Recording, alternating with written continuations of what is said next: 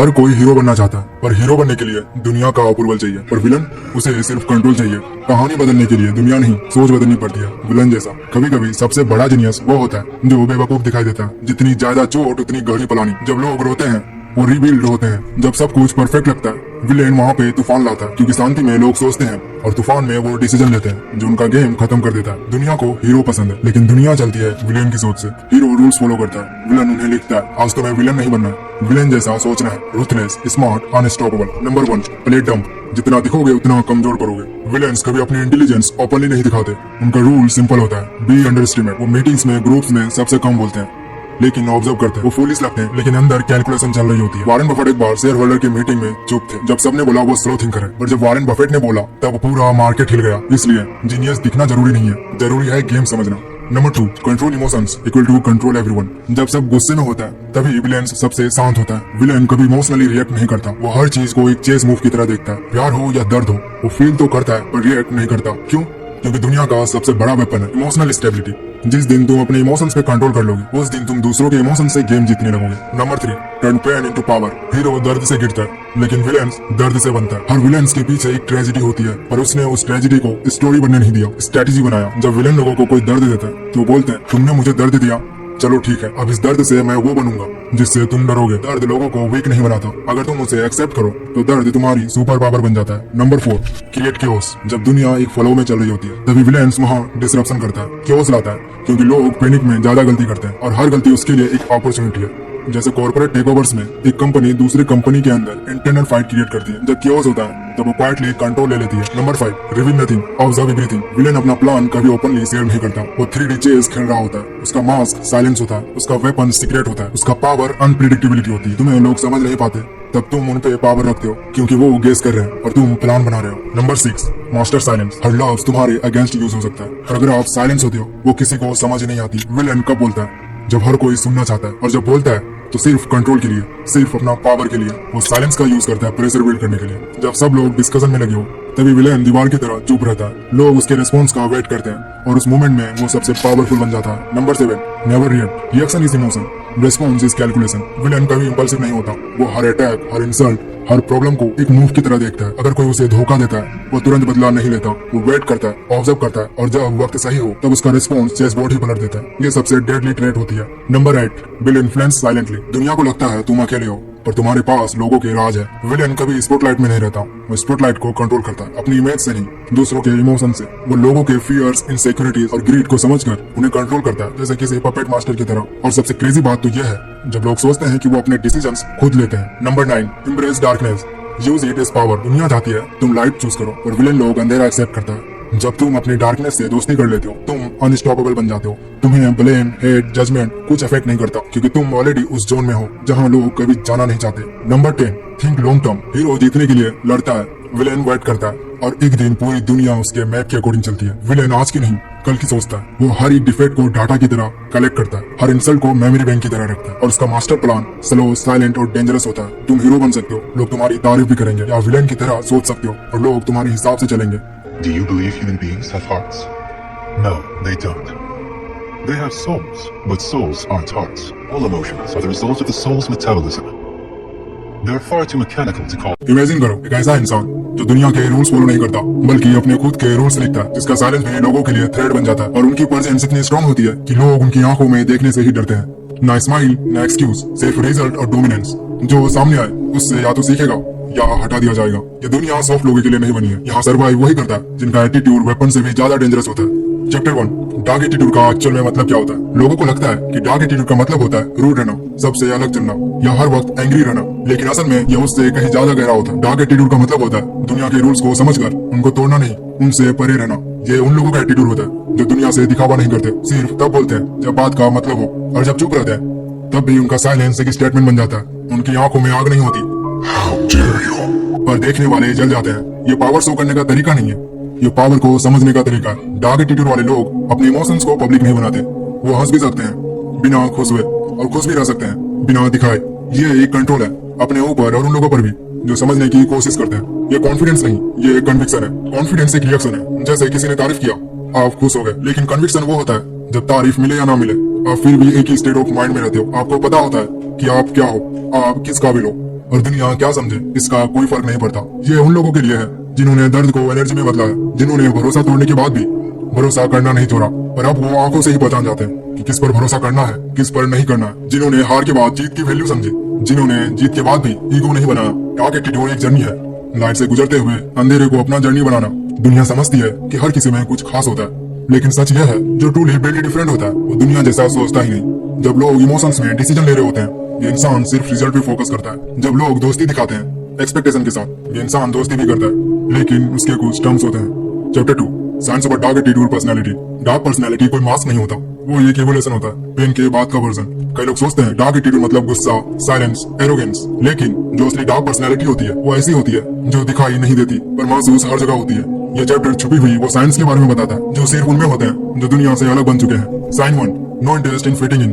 वो क्राउड में खड़े तो होते हैं पर उनकी आंखों में कोई अप्रूवल की भूख नहीं होती। वो कनेक्शन से ज्यादा डिसकनेक्शन को प्रीफर करता है। वो लोगों को समझने में टाइम लगाते हैं लेकिन खुद को रिवील करने में कभी जल्दी नहीं करते। Sign 2 zero need for validation. उनकी एक खासियत होती है, वो खुद से इम्प्रेस हो चुके होते हैं, इसीलिए किसी तारीफ या ताना का उन पे कोई इफेक्ट नहीं होता। वो हर वो चीज करते हैं जो उनका लेवल बढ़ाए, चाहे कोई देखे या ना देखे। Sign 3 emotions are controlled not expressed. जब सब लोग चिल्ला रहे होते हैं, ये इंसान सिर्फ ऑब्जर्व करता है। वो अपने गुस्से को यूज करता है, ना कि लूज करता है। वो खुद पे कंट्रोल का मास्टर बन चुका होता है, इसीलिए सामने वाले को हमेशा डाउट होता है ये बंदा कब ब्लास्ट करेगा। Sign 4 deep privacy even in public. उनका दर्द, उनके गोल्स, उनका माइंडसेट किसी के लिए ओपन नहीं होता। उनका फेस काम होता है बट अंदर से एक जंगल जल रहा होता है। वो दुनिया को दिखाते हैं जो दुनिया देख सकती है। Sign 5 they don't forgive easily. लोग माफी दे देते हैं ताकि दिल हल्का हो जाए। ये लोग या तो सब याद रखते हैं या किसी को एग्जिस्टेंस से हटा देते हैं। वो रिवेंज नहीं लेते, वो इरेज कर देते हैं, और जब तक इरेज नहीं करते वो कोल्ड डिअटैच रहना सीख जाते हैं। Chapter 3 how to build this dark attitude. Number 1 सबसे पहले पेन का मतलब समझना सीखिए। हर इंसान दर्द से गुजरता है, लेकिन कुछ लोग उससे सिर्फ रोते हैं और कुछ लोग उस दर्द को आर्मर बना लेते हैं। डार्क एटीट्यूड वही लोग डेवलप कर पाते हैं जो अपने इमोशनल पेन को फ्यूल बनाते हैं, ना कंप्लेन करते हैं ना जस्टिफाई। दर्द को अंदर दफन नहीं करते, उसे सेव देते हैं। पॉइंट नंबर 2 अपनी एनर्जीज को सेव करना शुरू करो। एक स्ट्रॉन्ग डार्क एटीट्यूड तब आता है जब इंसान अपने इमोशंस का सेलेब नहीं बनता।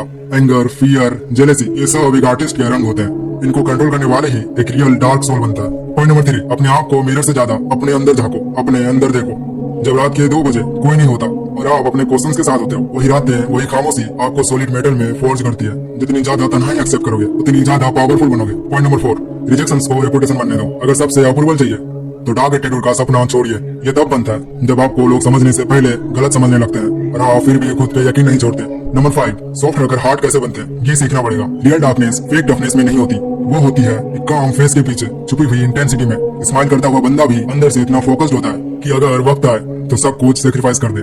Soft voice, steel eyes, fire inside. Dark attitude build करने का मतलब है अपनी पूरी लाइफ को एक साइलेंट वेपन में कन्वर्ट करना, जिसमें हर चीज मेजर हो, कंट्रोल हो और पावरफुल हो, बिना दिखाए। डार्क एटीट्यूड एक ट्रेंड नहीं है, एक ट्रांसफॉर्मेशन है। इसमें ना दिखावा होता है ना अप्रूवल का नशा। ये उन लोगों का साइलेंस होता है जो दुनिया से नहीं खुद से जीतने आए हैं। अगर तुम्हारा प्रेजेंस बिना बोले कुछ लोगों को अनकंफर्टेबल कर देता है तो समझ लेना तुम बदल रहे हो। इस जर्नी में सब नहीं समझेंगे, तुम्हें कुछ छोड़ के भी जाएंगे, कुछ अपोज करेंगे, लेकिन एक वक्त आएगा जब तुम खुद से आंखों में आंखें डालकर कहोगे मैं वो बन गया हूँ जिसका सपना कभी सिर्फ सोचा था। अगर आपको ऐसे डीप वीडियोस पसंद है तो you can subscribe this channel and सोचो तुम्हारे अंदर एक ऐसा वर्जन छुपा है जो कभी रोता नहीं, कभी किसी से प्यार नहीं चाहता और कभी किसी के लिए टूटता भी नहीं। ना इमोशन ना एक्सप्रेशन, सिर्फ कैलकुलेशन। वही वर्जन जो दुनिया तब बनाता है जब हर रिश्ते में तुम्हें पेन मिलता है, जब हर केयर के पीछे मैनिपुलेशन होती है। इमोशनलेस बनना वीकनेस नहीं होती, ये एक रिएक्शन होता है दुनिया के झूठों के अगेंस्ट। पर एक वार्निंग है, अगर तुम्हें वीडियो पूरा नहीं देखोगे तो शायद तुम कभी समझ ही नहीं पाओगे कि दुनिया तुम्हारा दिमाग कैसे कंट्रोल करती है, क्योंकि जो बातें आगे बताने वाला हूँ वो तुम्हारा पर्सपेक्टिव ही तोड़ देगी। और हो सकता है तुम उस वर्जन को भी एक्टिवेट कर दो जिस वर्जन को तुमने हमेशा दबा के रखा था।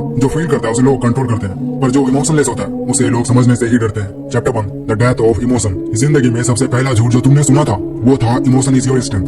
पर सच ये है इमोशन तुम्हारी सबसे बड़ी वीकनेस होती है। तुम जिसे प्यार करते हो लोग उसे कंट्रोल करते हैं, तुम जिसे केयर समझते हो वो सिर्फ एक ट्रैप होता है तुम्हारे माइंड को सॉफ्ट करने के लिए। क्या होता है जब तुम हर बात फील करते हो, जब कोई छोटी सी बात तुम्हें चुभने लगती है तुम रिएक्ट करते हो, ओवरथिंक करते हो, और वही मोमेंट होता है जब तुम अपना कंट्रोल खो बैठते हो। इमोशंस तुमसे सब कुछ छीन लेता है बिना तुमसे बताए। इमोशंस इतना साइलेंट किलर है कि तुम समझ ही नहीं पाते हो कि कब तुम अपने ही दर्द के गुलाम बन जाते हो। कुछ लोग होते हैं जो एक दिन डिसाइड करते हैं, अपने आप से ठान लेते हैं अब कुछ फील नहीं करना है, अब ना प्यार चाहिए न समझदारी, सिर्फ कंट्रोल चाहिए। और वही होता है द डेथ ऑफ इमोशन, वो मूवमेंट जहाँ तुम्हारा रियल वर्जन जन्म लेता है। तुम रिएक्शन से नहीं साइलेंस से पावरफुल बनते हो, तुम वीकनेस से नहीं अपने दर्द से कोल्ड बनते हो। और जब तुम कोल्ड बन जाते हो दुनिया तुमसे प्यार नहीं करती, तुमसे डरती है, क्योंकि तुम प्रेडिक्टेबल नहीं रहे, तुम वल्नरेबल नहीं रहे, अब तुम डेंजरस बन गए। चैप्टर 2 में तुम्हें एक ऐसी रियलिटी से मिलवाने वाला हूँ जिसके लिए तुम कभी रेडी नहीं थे। Chapter 2 kindness is your kryptonite. तुम्हें हमेशा सिखाया गया है बी काइंड, पर किसी ने ये नहीं बताया कितना बार तुम्हारा काइंडनेस ही तुम्हें बर्बाद कर चुका है। तुम अच्छे बनने के चक्कर में सब कुछ इग्नोर करते गए, लोगों का फेक बिहेवियर, उनका डिसरिस्पेक्ट, उनका सेल्फिशनेस, क्योंकि तुम्हें लगा मैं अगर अच्छा रहूंगा तो सामने वाला बदल जाएगा। But no one changes, they just get comfortable disrespecting you.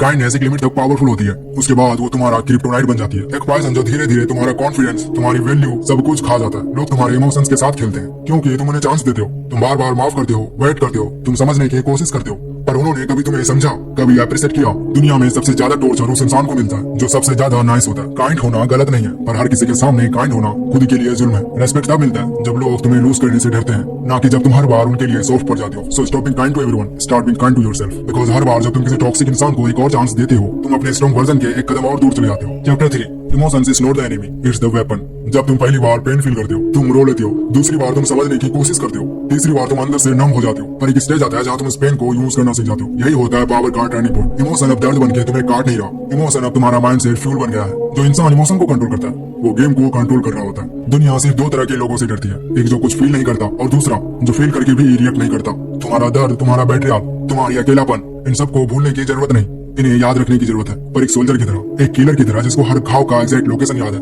लेकिन वो कभी चिल्लाता नहीं, बस वेट करता है राइट मोमेंट के लिए। इमोशन का असली काम है तुम्हें इंसान बनाए रखना, और उसी इमोशन से तुम शैतान बन सकते हो। जो अपने पेन को वेपन बना लेता है उनका कोई ब्रेक नहीं होता। Chapter 4 fear is not the enemy, it's the weapon. तुम्हें हमेशा बताया गया कि डोंट बी अफ्रेड, पर किसी ने ये नहीं बताया कि डर का सही यूज कैसे किया जाता है। फियर को लोग वीकनेस समझते हैं, पर असली गेम वही समझ पाता है जो अपना फियर को कंट्रोल कर लेता है और फिर यूज करता है वेपन की तरह। सोचो, जब तुम किसी चीज से डरते हो तुम अलर्ट हो जाते हो, तुम फोकस हो जाते हो, तुम ज्यादा डीपली सोचने लगते हो। फियर तुम्हें स्लो नहीं करता, फियर तुम्हें शार्प करता है। फियर उनका एनिमी होता है जो उससे भागने की कोशिश करता है, पर जो उसे फेस करता है वो फियर का मास्टर बन जाता है। वह इंसान लोगों की आंखों में देखकर बोल सकता है मैं डरता हूँ, पर फिर भी रुकता नहीं। और जब तुम फियर के साथ चलना सीख जाते हो तब दुनिया तुमसे डरना शुरू कर देती है। जो इंसान अपने दर्द से भागता है वो हमेशा स्लेव बन के ही रहता है, पर जो उसे फील करता है वो किंग बन जाता है। डर से डरते तो सब है, लेकिन जो उसे अपना फ्यूल बना लेता है वो अनस्टॉपेबल होता है। तुम्हारा फियर तुम्हारा एनिमी नहीं है, वो तुम्हारा ट्रेनिंग पार्टनर है। Chapter 5 becoming untouchable. तुमने सब कुछ फील किया, इमोशन, पेन, बेट्रियल, लॉस, और फिर तुमने सब कुछ कंट्रोल करना सीखा, पर अब तुम उस स्टेज पे हो